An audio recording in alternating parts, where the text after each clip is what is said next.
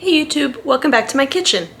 My very good friend at work, her name is Meg, asked me when am I gonna have a veggie recipe on my channel, and I said, you know what, Meg, I've actually got a totally veggie meal plan for today, so I'm gonna bring y'all along with me.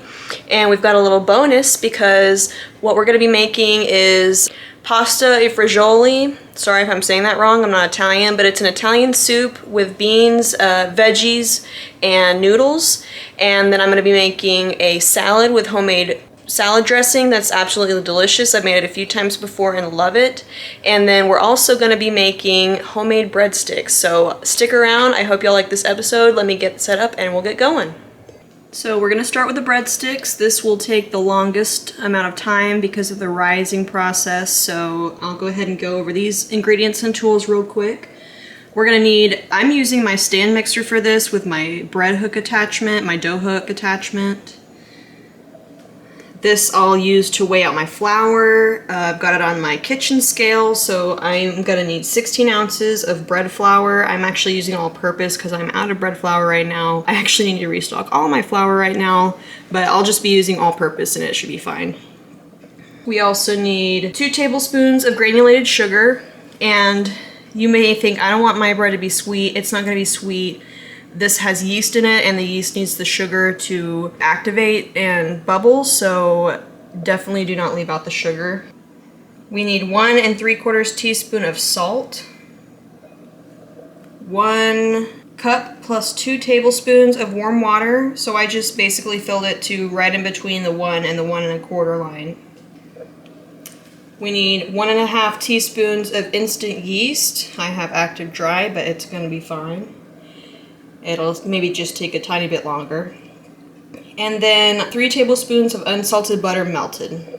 We're gonna start by getting all of our wet ingredients into our mixing bowl, including the yeast. The only thing that we'll keep separate is the flour, which I'll add once we get this going. At this point, my husband got home from work, so I'm switching to narration mode because we really like to chat while I cook. I want to make a note that you want to make sure your water is warm but not hot, because if you add your yeast to hot water, it'll kill the yeast. So just lukewarm to the touch and you should be good.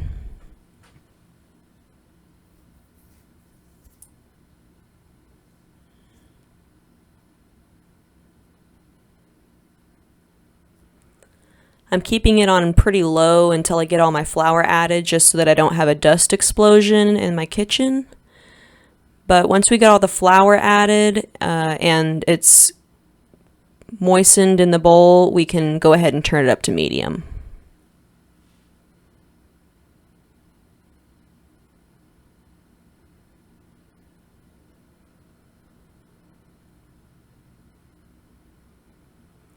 And you'll want to knead this on a medium for about 7 minutes or until the dough is smooth and elastic. Alright, so I finished mixing it, and as you can see, it is quite moist still and very sticky, so I just wanted to make a quick note. It's better to measure with weight the dry ingredients, which I did do this time. However, the author of this recipe, I happen to know, lives in Arizona, and right now in Texas it is a very humid day, so this is that's why this is so moist. It's okay, you can adapt, so I'm just gonna add a little bit, maybe a tablespoon or so of flour, and this is actually good because it's gonna also give me an opportunity to add the salt that I forgot. Okay, this is looking way better. It's not sticking to my fingers anymore, and look at how it's pulling back. When I pull it out and it springs back, that's how you know it's ready. And you're gonna get to see me talk to my husband a little bit while I form the dough into a ball, and I'm gonna put this ball into an oiled glass mixing bowl.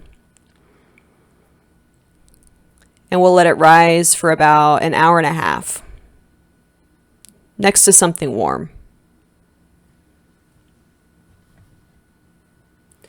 Next, we're going to move on to the salad dressing. We're going to start with equal parts olive oil and red wine vinegar, or you can use the vinegar of your choice. I'm going to be using about 1/4 cup each of that, plus a tablespoon of Dijon mustard, some diced red onion and garlic, some oregano and red pepper flakes, about a teaspoon each, and then I'm going to be mixing everything by shaking in this glass jar. going to start by chopping our onion.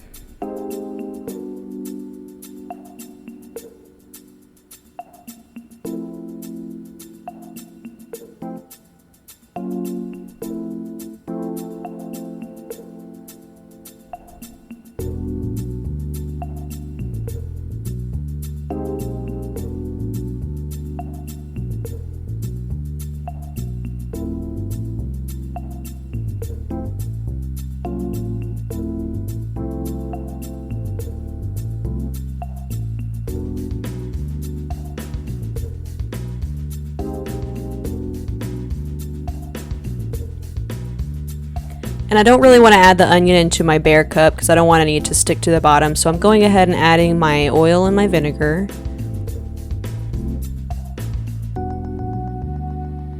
It smells really good. Add a couple pinches of that minced onion. And I'm going to save the rest to put onto the salad.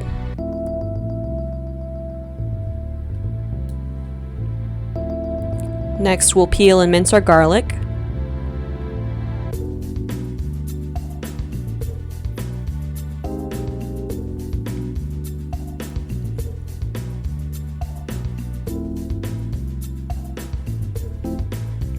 We're going to get that added, and then to that we will squeeze in a little Dijon mustard, add my red pepper flakes and my oregano, and give it a good shake. I'm going to give it a taste before I salt and pepper it, and it needs both, so I'm just going to add some of that. Give it another good shake, and we'll put this in the fridge until we're ready to serve it. Alright, time for the soup. We're going to chop our vegetables. We're going to start with 2 carrots, 1 yellow onion, and 2 stalks of celery chopped.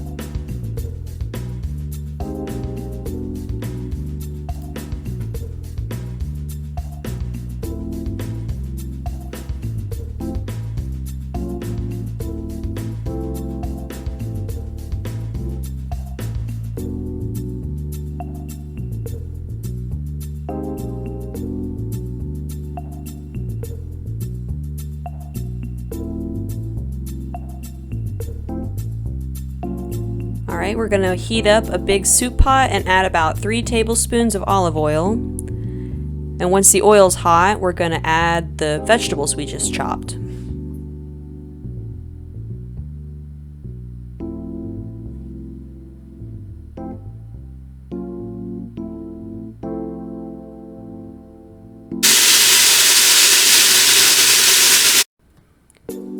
If you haven't checked out my chicken stock video, I'll make sure to leave a link in the description so you can check it out if you want. Now that our veggies are cooking down in the pot, we're going to get our garlic ready. We don't want to overcook our garlic, so I like to add this after I've added all the other vegetables and right before I add whatever is going to cool the soup down, or whatever I'm cooking. In this case, it'll be crushed tomatoes.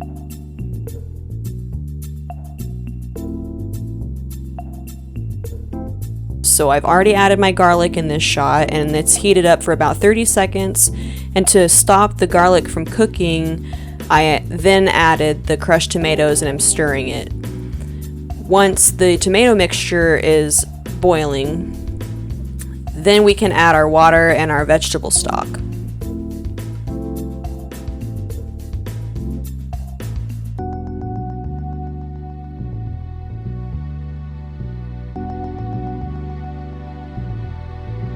My timer just went off for the dough, so we're going to go ahead and split this dough ball in half. The recipe makes 12 breadsticks, but that's going to be way too much for my husband and I, so I saved half of this ball and made a big, basically, Subway loaf. And then I used the other half for these breadsticks. I really like to use my bench scraper as a pastry cutter.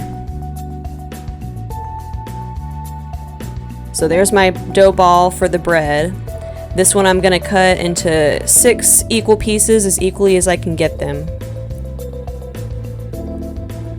Here I am trying to even out the dough so I can try and get even pieces, but it doesn't work, as you'll see in a little while.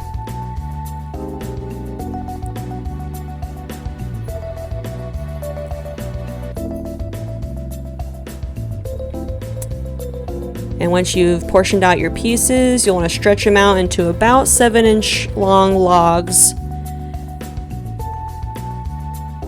And these are going to rise again for about another hour or so.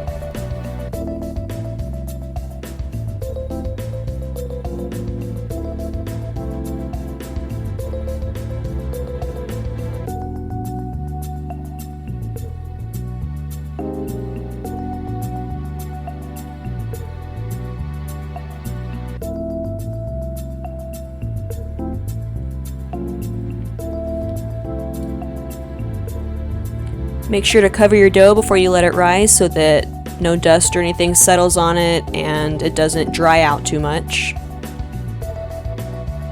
And we'll let this be for about an hour.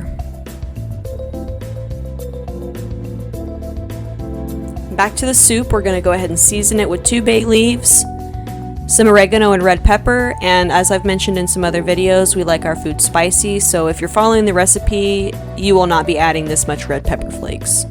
I think I doubled what the recipe says.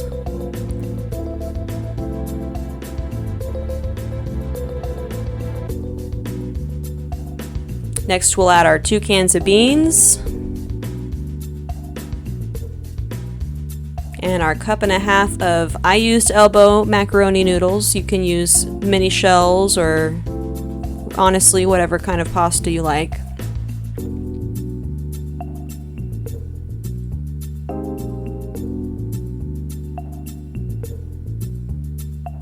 Then I add my kale.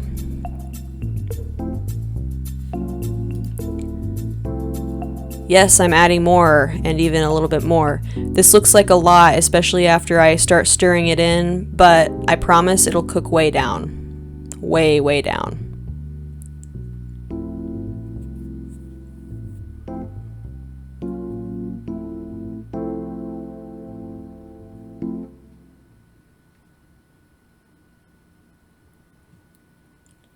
Look how much these breadsticks have grown, and yes, these are not my most beautiful pieces of work, but I'll say after eating them, they have tasted delicious.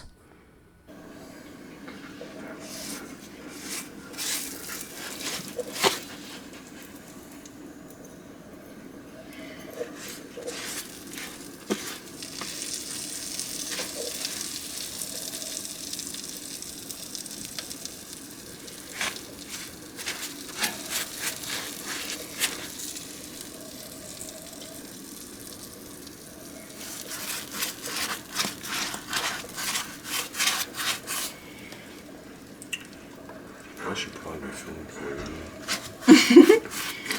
It would help, but it's okay.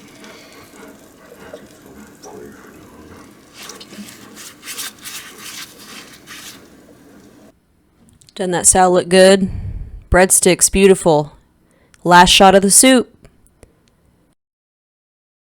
And here's our full meal. It was delicious.